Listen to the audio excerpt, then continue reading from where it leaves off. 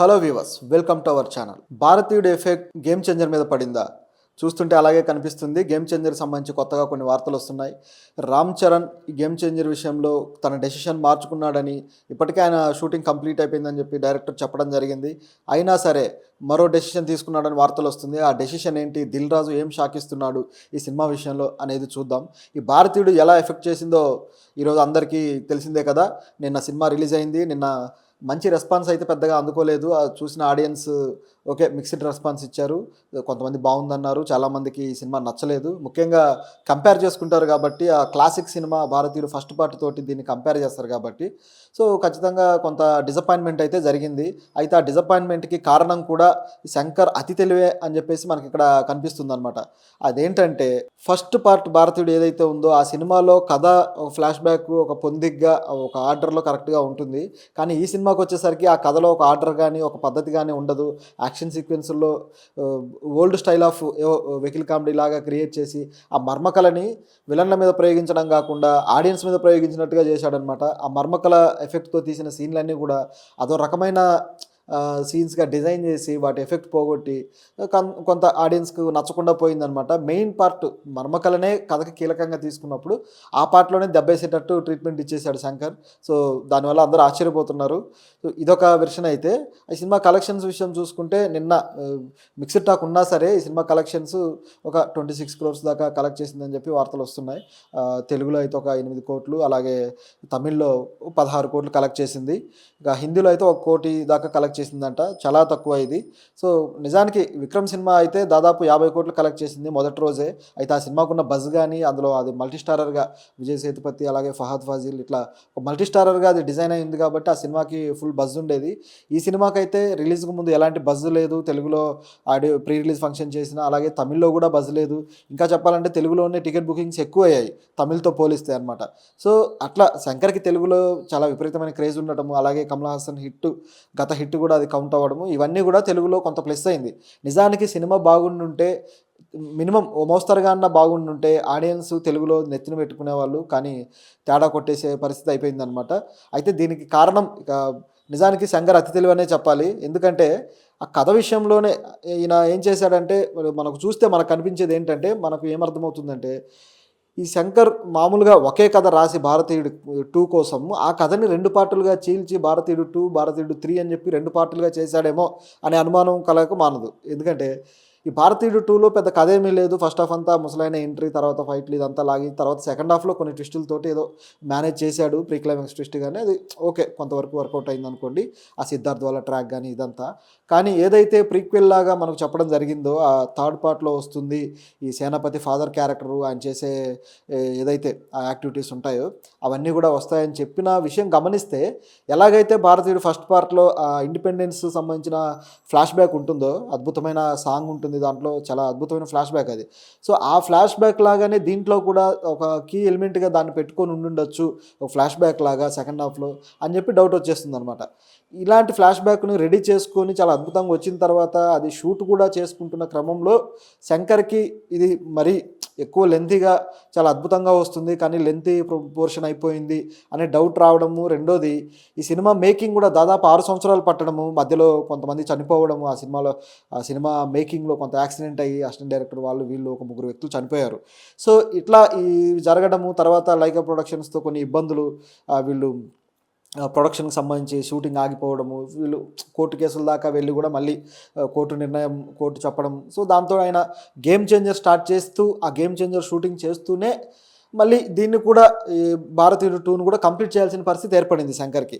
So ఇక ఆయనకి మరి ఫోకస్ అవుట్ అయిందా, లేకపోతే ఆ కథ ఏమన్నా మర్చిపోయి తర్వాత దాంట్లోనే ఆ ఎసెన్స్ని పట్టుకోలేకపోయాడా, ఏమైందో తెలియదు. కానీ అప్పుడు ఆయనకు వచ్చిన ఐడియా ఏంటంటే, ఈ భారీగా బడ్జెట్ పెరిగిపోవడము, ఇంత టైంలో దానికి సంబంధించి ఇంక మనం మళ్ళీ ఇది వైబుల్ అవ్వదు అని అర్థం చేసుకొని దాన్ని 2 పార్టులుగా విడదీసి, ఏదో ఒక పార్ట్ ఏదో రకంగా నడుస్తుంది, 2 పార్టులు మనం హిట్ కొట్టచ్చు అని ఆలోచించారేమో అన్న డౌట్ వస్తుంది. ఎందుకంటే ఈ సెకండ్ పార్ట్ ముగిసిన తీరు కూడా థర్డ్ పార్ట్కి మంచిగా లీడ్ ఇచ్చి దాన్ని చూడడానికి ఇక్కడ నుంచి ఒక స్టెప్ తీసుకునేలాగా లేదనమాట. లైక్ బాహుబలి కావచ్చు, ఇట్లా ఇప్పుడు సెకండ్ పార్ట్ కోసం కొన్ని సినిమాలు, ఇప్పుడు కేజీఎఫ్ కావచ్చు, ఆ చివర్లో క్లైమాక్స్లో కన్క్లూజన్లో ఒక ఓపెన్ ఎండింగ్ ఇచ్చేసి తర్వాత ఒక ట్విస్టో లేదా ఏదో ఒక ఓపెన్ ఎండింగ్లో నెక్స్ట్ చూడండి అనే ఒక లీడ్ పాయింట్ ఉంటుందన్నమాట. కానీ అలాంటి లీడ్ పాయింట్ ఏది ఈ సినిమాలో పెట్టినట్టు కనపడటం లేదు. సో అది కూడా ఒక విధంగా స్క్రీన్ ప్లే మైనస్ అనే చెప్పాలి. ఈ శంకర్ స్క్రీన్ ప్లే విషయంలో గత కొద్ది రోజులుగా కొద్ది కాలంగా స్క్రీన్ ప్లే దెబ్బతింటూ వస్తుంది. 2010 తర్వాత ఆయన తీసిన సినిమాలన్నీ కూడా స్క్రీన్ ప్లే విషయంలో చాలా దెబ్బతింటూ వచ్చాయి. దానికి కారణం ఏంటంటే ఆయనకి కథా విషయంలో కావచ్చు, స్క్రీన్ ప్లే విషయంలో కావచ్చు అద్భుతంగా సపోర్ట్ చేసే ఒక గొప్ప రచయిత. తమిళ్లో ఆయన చాలా గొప్ప పేరున్న రచయిత. తెలుగులో ఎలాగైతే ఒక యండమూరి ఇలాంటి గొప్ప రచయితలు ఉన్నారో ఆ విధంగా మంచి పేరున్న రచయిత ఆయన రంగరాజన్, సుజాత రంగరాజన్ గారు. ఆయన తమిళ్లో అనేక నవలలు అలాగే కథలు ఎన్నో రాశారు, ఎన్నో పుస్తకాలు రిలీజ్ చేశారు. ఆయన గొప్ప పేరున్న సాహితీవేత్త. ఆయన శంకర్‌కి అద్భుతంగా తన కథల్లో సపోర్ట్ చేయడం గానీ, సీక్వెన్స్‌లు డిజైన్ చేయడం గానీ, స్క్రీన్ ప్లేలో ఆయన సపోర్ట్ ఇవ్వడం గానీ చూస్తూ వచ్చాము. ఆయన సపోర్ట్ తోటి చాలా అద్భుతమైన screen play pattern Shankar design చేసుకున్నాడు. సో, మంచి హిట్లు కూడా కొట్టాడు. అయితే ట్రెండ్ కూడా మారుతూ వస్తుంది. ఇప్పుడు next generation, new age generation వచ్చిన తర్వాత ఆఫ్టర్ 2010 ఇప్పుడు ఒక ఇంటర్నెట్ విస్ఫోటనం కావచ్చు, తర్వాత ఈ జనరేషన్ త్వరగా ఈ వరల్డ్ సినిమాకి ఎక్స్ప్లోర్ అవ్వడం కావచ్చు, ఇవన్నీ కూడా సినిమా మేకింగ్లో అలాగే స్క్రీన్ ప్లేస్లో వీటిల్లో కొత్త పోకడలు పోవడానికి కారణమవుతూ వచ్చింది. సో ఇప్పుడు ఈ తరహా ఆడియన్స్ని ఆకట్టుకోవాలంటే ఖచ్చితంగా డైరెక్టర్లు కూడా కొత్త తరహా విధానంలో ఆలోచించాల్సిందే, కొత్త తరహా స్క్రీన్ ప్లేలో ఆ ప్యాటర్న్లోకి వెళ్ళాల్సిందే. కానీ శంకర్ ఎలాగైతే తన సపోర్ట్ ఉన్న రచయిత మిస్ అయిపోయాడో ఆ తర్వాత ఆ సపోర్ట్ మిస్ అయ్యి తాను కూడా ఎందుకో కొంత అవుట్డేటెడ్ అయిపోయాడేమో అని ఈ సినిమాను చూస్తే ఆ ఫీలింగ్ కలుగుతుందనమాట. అయితే ఆయన కేవలం అవుట్డేటెడ్ అయ్యాడు అని చెప్పి మనం పక్కన పెట్టడానికి లేదు. శంకర్ తలుచుకుంటే మిరాకిల్స్ చేయగలడు. ఇప్పుడు మొన్న ప్రీ రిలీజ్ ఈవెంట్లో కూడా ఇంటర్వ్యూలో ఆయన ఒక మాట చెప్పడం జరిగింది. అదేంటంటే, నాకు జేమ్స్ బాండ్ లాంటి సినిమాలు తీయాలని ఉంది అని చెప్పారు. అలాగే న్యాచురల్ డిజాస్టర్స్ మీద లైక్ డే ఆఫ్టర్ టుమారో, అలాగే 2012 ఇలాంటి సినిమాలు ఉన్నాయి కదా, ఆ టైప్లో ఒక న్యాచురల్ డిజాస్టర్స్ మీద గ్రాండ్ స్కేల్లో తీయాలని ఉంది అని చెప్పడం జరిగింది. అంటే ఇవన్నీ కూడా మరి హాలీవుడ్ టైప్ ఆఫ్ థాట్స్, ఆ థీమ్స్ అనమాట. సో లైక్ న్యాచురల్ డిజాస్టర్ అంటే పోస్ట్ అపోకలిప్స్ కల్కి ఎలాగైతే ఉందో అట్లా, కాకపోతే ఈ తరహా డ్రామా కాకుండా ఆయన వేరేగా ఆలోచించవచ్చు సైంటిఫిక్ మెథడ్లో. సో ఇట్లా ఈ తరహా ఆలోచనలు ఉన్న డైరెక్టరు మరి ఎందుకు ఈ సినిమాలో అవుట్డేటెడ్ ఐడియాస్తో వెళ్ళిపోయాడు, ఎందుకు ఇదిలా జరిగిందంటే కేవలం ఆ సినిమా మేకింగ్లో వచ్చిన సమస్యల వల్ల, ఆ సినిమా ఎక్కువ పోస్ట్ పోన్ అవ్వడం వల్ల, మనస్పర్ధల వల్ల, వీటన్నిటి వల్ల ఆ సినిమా ఇంకా ఏం చేయాలో అర్థం కాక దాన్ని అవకతవకలుగా చేసేసి వేరే సినిమా మీద ఫోకస్ పెట్టడం వల్ల, ఈ రామ్ చరణ్ గేమ్ చేంజర్ ఏదైతే ఉందో దాని మీద ఫోకస్ పెట్టడం వల్ల ఈయన ఈ సినిమాని సరిగ్గా డీల్ చేయలేకపోయాడేమో అనే ఫీలింగ్ కూడా వస్తుందన్నమాట. అయితే ఇప్పుడు ఇక రామ్ చరణ్ ఈ గేమ్ చేంజర్ సినిమా విషయానికి వస్తే, ఈ సినిమా ఈ భారతీయుడు 2 సినిమా గేమ్ చేంజర్ని ఎలా ఎఫెక్ట్ చేస్తుంది అంటే, ఇప్పుడు వచ్చిన వార్తలను బట్టి కానీ ఈ సినిమా పర్ఫార్మెన్స్ని బట్టి కానీ చూస్తే శంకర్ ఐడియాస్ ఇప్పుడు అంత ఫ్రెష్గా ఉన్నాయా, గేమ్ చేంజర్లో అంత ఫ్రెష్ ఐడియాస్తో వస్తున్నాడా అనేది ఒక డౌట్.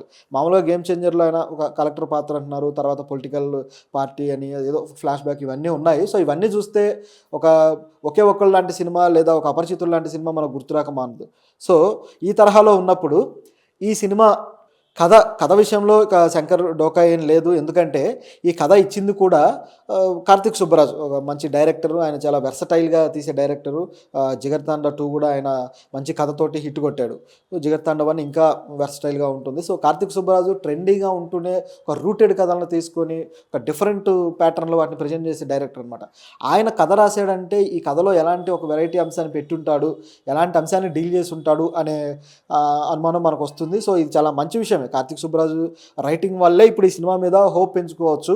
అయితే శంకర్ ఇక దీని ట్రీట్మెంట్ ఎలా చేస్తాడనేది ఇక అందరికీ తెలిసిందే. శంకర్ ట్రీట్మెంట్ బీభత్సంగా ఉంటుందని. ఈ సినిమాలో కూడా దాదాపు విజువల్ గ్రాండియర్నెస్ ఇవన్నీ బాగానే చూసుకున్నాడు. కెమెరామెన్ చాలా అద్భుతంగా విజువల్స్ చూపించాడు. ఇలాంటి పరిస్థితిలో శంకర్ సినిమాని గేమ్ చేంజర్ని బాగానే తీస్తాడు. కాకపోతే సీన్స్ ట్రీట్మెంట్ విషయంలో ఈ మర్మకలతోటి ఇక్కడ ఎలాగైతే కొద్దిగా దారి తప్పాడో, అలాగే ఐ సినిమాలో ఆ రివెంజ్ ట్రీట్మెంట్, ఆ రివెంజ్ ప్యాటర్ను సరిగా వర్కౌట్ అవ్వకుండా ఎలా ట్రీట్మెంట్ ఇచ్చాడు, అట్లాగే రోబో 2 కూడా 2.0లో కూడా ఆయన కొంచెం కొన్ని ఐడియాస్ విషయంలో, గ్రాఫిక్స్ విషయంలో ఎలాగైతే కొంత దెబ్బతిన్నాడో, ఇవన్నీ కూడా ట్రీట్మెంట్ మిస్టేక్స్ జరుగుతూ వచ్చాయి శంకర్ గత ఫెయిల్యూర్స్ చూసుకుంటే. సో ఇది గమనించి ఇప్పుడు ఆయన ట్రీట్మెంట్ విషయంలో శ్రద్ధ తీసుకోవాల్సిన అవసరం ఉంది. సో కొన్ని సన్నివేశాలను ఆయన మళ్ళీ మంచి కీలకమైన సన్నివేశాలని షూట్ చేసినవి అవి మళ్ళీ రీషూట్ చేసే అవకాశం ఉందని వార్తలు వస్తున్నాయి. ఎందుకంటే సీన్ మొత్తం కాకపోవచ్చు, కొంత చేంజ్ సీన్లో కీలకమైన థీమ్ ఏదైతే ఉందో దాన్ని చెప్పడం కోసం ఇలాంటి కొన్ని సీన్లను ఎంచుకొని ఆయన చేయొచ్చు. ఎందుకంటే ఇప్పుడు ఈ సినిమా ఎఫెక్ట్ మళ్ళీ ఇప్పుడు గేమ్ చేంజర్ మీద పడుతుంది. 2 సైమల్టేనియస్గా చేశాడు కాబట్టి ఆయన ఒకే తరహాలో ఆలోచించి ఉండొచ్చు అనే అనుమానం వస్తుందన్నమాట. ఇప్పుడు కొంత టైం తీసుకుంటే దాని తప్పుల్ని చూసి మళ్ళీ సమీక్షించుకోవడానికి అవకాశం ఉంటుంది. ఇప్పుడు 'భారతీయుడు' అయిపోయింది. తర్వాత మళ్ళీ కొత్తగా సినిమా స్టార్ట్ చేయాలంటే నెక్స్ట్ రాసే స్క్రిప్ట్‌కి ఇక్కడ జరిగిన తప్పులు జరగకుండా సమీక్షించుకొని ఇంకా బెటర్ స్క్రిప్ట్‌తో వెళ్ళే అవకాశం ఉంటుంది. కానీ ఇప్పుడు చూసుకుంటే ఈ సినిమా విషయంలో అలా జరగలేదు. 2 సైమల్టేనియస్‌గా జరుగుతూ వచ్చాయి. కాబట్టి డౌట్ ఉందన్నమాట. మరి ఏం చేస్తాడు శంకరు? రీషూట్ చేస్తాడా? లేకపోతే తను తీసిన దాని మీదనే కాన్ఫిడెంట్‌గా వెళ్ళిపోతాడో చూడాలి. ఇప్పుడు 'రామ్ చరణ్' డేట్స్ కూడా అయిపోయాయి. ఆయన షూట్ కంప్లీట్ అయిపోయింది. ఇప్పుడు ఆయన నెక్స్ట్ సినిమా మీద, బుచ్చిబాబు తీసే నెక్స్ట్ సినిమా మీద ఫోకస్ చేశాడు. సో ఇప్పుడు మళ్ళీ ఈయనకు డేట్స్ ఇస్తాడా? ఒకవేళ రీషూట్ చేసే పరిస్థితి ఉంటే డేట్స్ ఇవ్వడం కూడా మంచిదే.